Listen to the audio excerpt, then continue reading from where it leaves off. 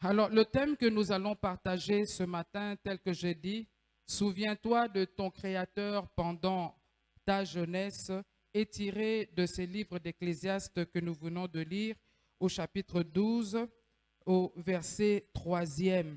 La Bible dit, souviens-toi de ton Créateur pendant les jours de ta jeunesse. Amen, amen.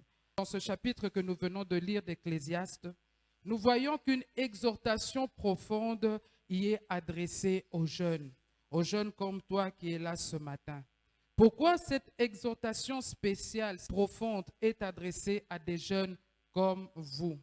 Parce que tu dois savoir que le temps de la jeunesse, c'est le temps où tu dois tailler ta destinée de manière saine. Le temps de la jeunesse, c'est le temps où tu dois acquérir les bonnes habitudes. Le temps de la jeunesse, c'est le temps où tu dois placer, où tu dois mettre les bonnes fondations qui vont déterminer ton avenir. Amen, amen.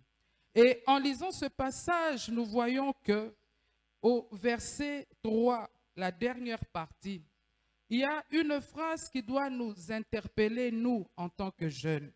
La Bible dit que la jeunesse et l'aurore sont vanité. L'aurore, c'est le tout début de la journée. L'aurore, c'est avant l'aube, lorsque la journée commence à pointer. Et l'Ecclésiaste prend l'image de l'aurore et il dit, la jeunesse et l'aurore sont vanité. Pour dire quoi? Que la jeunesse passe très vite. Amen. Dans la version parole vivante, là-bas d'ailleurs c'est encore mieux dit.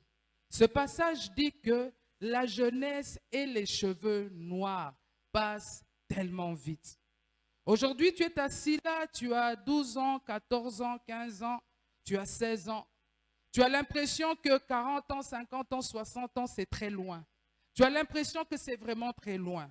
Mais la parole de Dieu nous met en garde pour dire que la jeunesse, elle passe très vite. Tu vas dormir, te réveiller, tu as 20 ans. Tu vas dormir, te réveiller, tu as 30 ans. Un beau jour, tu vas te réveiller, tu as 40 ans. Un beau jour, tu vas te réveiller, tu as 50 ans. C'est pour dire une chose, que ce temps de la jeunesse qui passe très vite, mon frère, ma soeur, mon fils, ma fille qui est ici, tu ne dois pas le gaspiller. Tu ne dois pas gaspiller cette jeunesse que tu as maintenant. Parce que le temps de la jeunesse, c'est le temps où tu as toute la force. C'est le temps où tu as toute la vigueur. Amen. C'est pourquoi l'intérêt de mon message ce matin, c'est que toi, en tant que jeune fille, tu puisses comprendre que tu dois, en tant que jeune homme aussi, bien sûr, tu dois comprendre que ce temps de jeunesse, tu dois le mettre à profit. Non seulement pour te former, mais ce temps de jeunesse, tu dois le mettre à profit pour développer une relation profonde avec Dieu. Ce temps de la jeunesse, tu dois le mettre à profit, tel que tu es jeune là, pour apprendre, Anne, comment marcher avec Dieu, pour apprendre comment craindre Dieu, pour apprendre comment servir Dieu. Alléluia. La Bible dit toujours dans Ecclésiaste, lorsque vous lisez, qu'il arrivera un moment, si tu n'as pas appris ces choses-là, il arrivera un moment lorsque tu te seras donné à autre chose, il arrivera un moment où tu diras, ces choses ne m'intéressent plus, je suis fatigué. C'est pourquoi ce temps de la jeunesse, il ne faut pas le gaspiller. Ce temps de la jeunesse, c'est le moment où tu dois apprendre comment marcher avec le Seigneur. Lorsque vous lisez dans la parole de Dieu, vous allez voir que tous ceux qui ont marché avec le Seigneur dès le bas âge, dès leur jeunesse, le Seigneur a béni leur vie. J'aime ce que David, nous connaissons David, et très prochainement nous allons voir la vie de David. Nous allons tirer des leçons de la vie de David. Il y a une chose que David dit dans le psaume 71, au verset 17, tu pourras le lire à la maison. Il dit, tu m'as instruit dès ma jeunesse et je continue maintenant toujours à proclamer tes merveilles.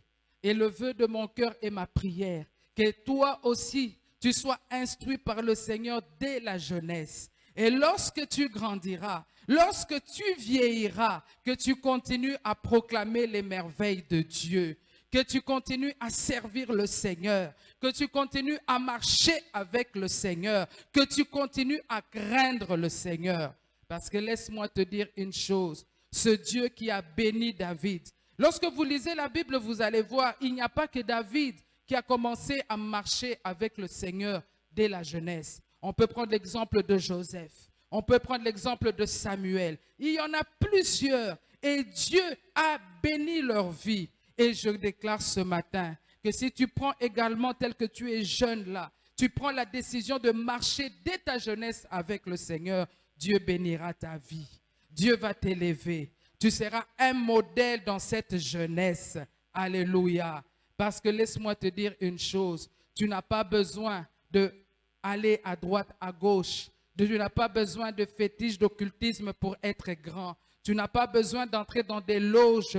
Tu n'as pas besoin d'entrer dans l'homosexualité pour que ta vie soit bénie. Non, tu n'as pas besoin de ça. Marche avec le Seigneur et Dieu va bénir ta vie. Amen. Est-ce que je peux avoir ton amen? Alléluia. Est-ce qu'il y a un jeune qui m'écoute ici? Alléluia, alléluia. Jeune homme, réjouis-toi dans ta jeunesse. Livre ton cœur à la joie pendant les jours de ta jeunesse. Marche dans les voies de ton cœur et selon les regards de tes yeux. Mais sache que dans tout cela, ou pour tout cela, Dieu t'appellera au jugement. C'est un avertissement sérieux qui est donné à nous les jeunes. Regardez, la Bible dit ici, tu es jeune, marche selon les voies de ton cœur. Marche selon les désirs de ton cœur. Marche tel que tes yeux te conduisent. Je crois que nous sommes entre nous les jeunes. Plusieurs fois, nous avons entendu des gens donner le conseil. Abraham, profite de ta jeunesse. Nathan, profite de ta jeunesse. Alléluia. Gédéon, profite de ta jeunesse. Qui a déjà entendu ce conseil-là? Alléluia. Qui a déjà entendu ce conseil-là? Plusieurs personnes vous diront, profite de ta jeunesse. Allez, alléluia.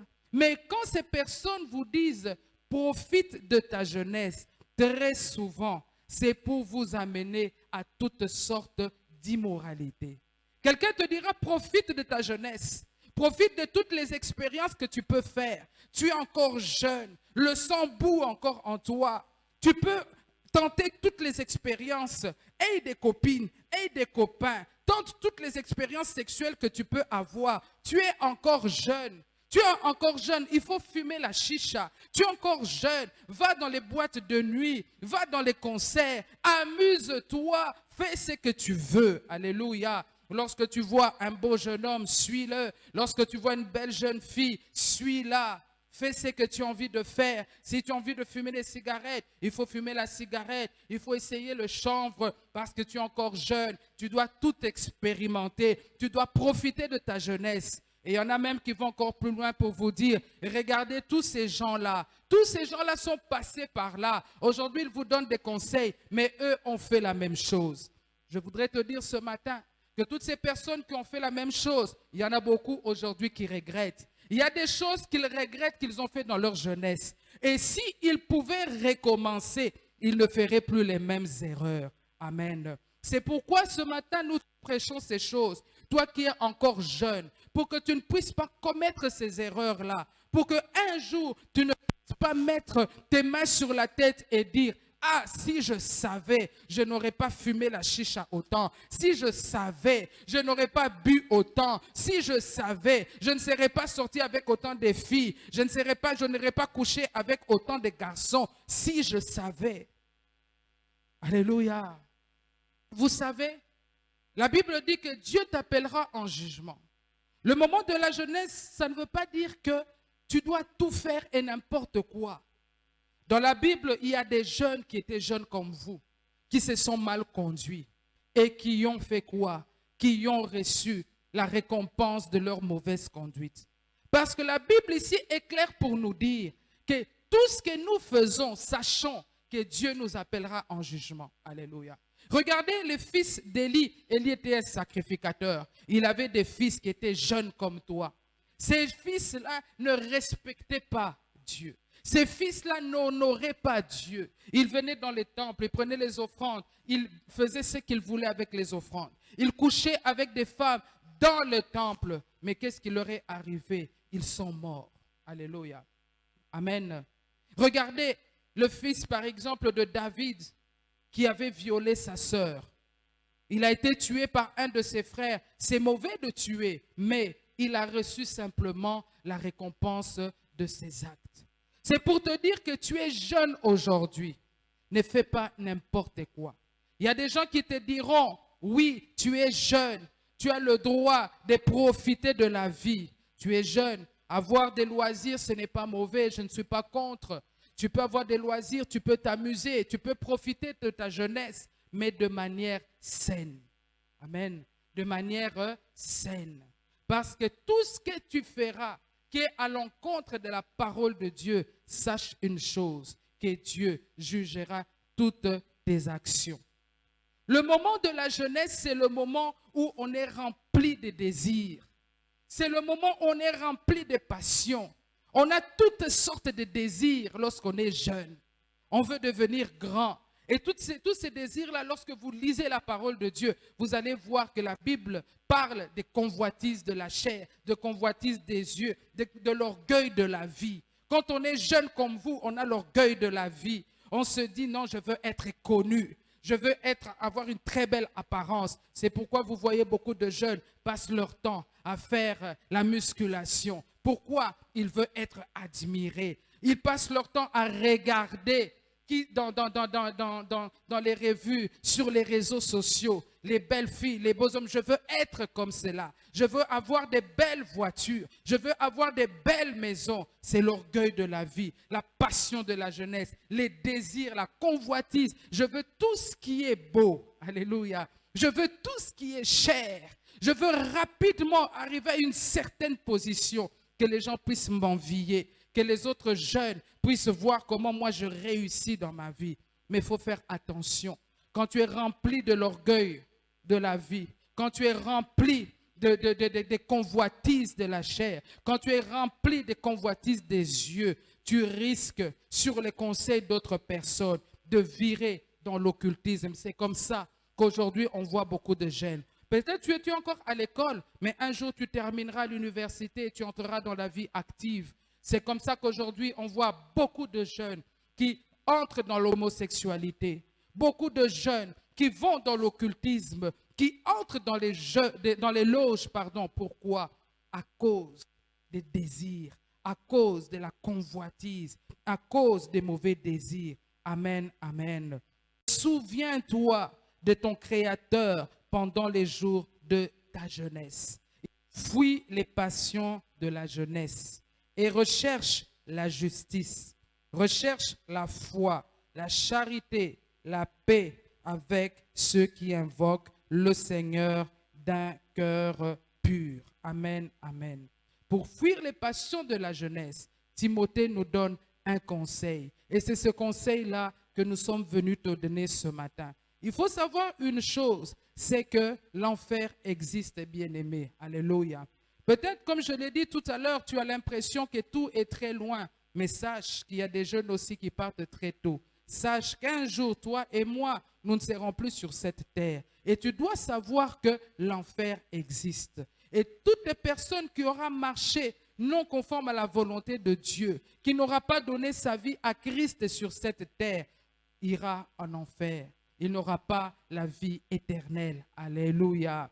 Peut-être que tu vas trouver que je dis les choses trop crûment, mais c'est ça la vérité pour que tu puisses comprendre. C'est pourquoi ce matin, le message de ce matin, c'est pour que tu puisses savoir qu'en tant que jeune, ne gaspille pas ta jeunesse, mais au contraire, attache-toi à Dieu. Donne ta vie à Jésus-Christ. Souviens-toi de ton Créateur. Donne ta vie à Jésus. Lorsque tu donnes ta vie à Jésus-Christ, le Seigneur te donne non seulement la vie éternelle, non seulement ton nom maintenant est inscrit dans le livre de vie. Parce que tant que tu n'as pas donné ta vie à Jésus, ton nom n'est pas inscrit dans le livre de vie.